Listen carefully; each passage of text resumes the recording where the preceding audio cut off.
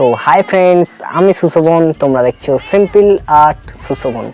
তো আজকের ভিডিওটা খুব ইম্পর্টেন্ট তোমাদের জন্য আর আমার জন্য, কারণ আজকের ভিডিওতে আমি ইউজ করতে চলেছি এই ভার্নিশটা।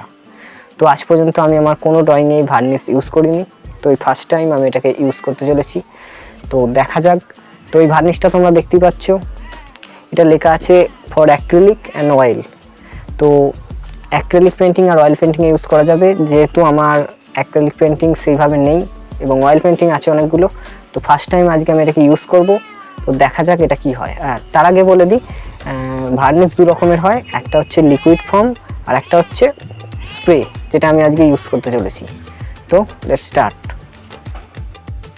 তো এই যে oil for acrylic artist picture varnish.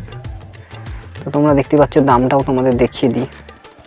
তো এর দাম নিয়েছিল, এখানে আছে 350, 325 টাকা এরকম নিয়েছিল।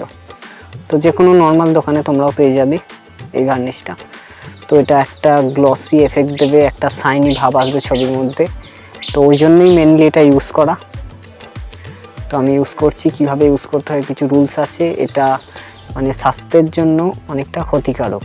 তো ওই জন্য মাস্ক ইউজ করে ফাঁকা জায়গায় এসে তারপর এটাকে ইউজ করবে, কারণ এটার যে গন্ধটা আছে না, সেটা অনেকেই সহ্য করতে পারবে না। তো ওই জন্য খুব সাবধানে এটাকে ইউজ করবে।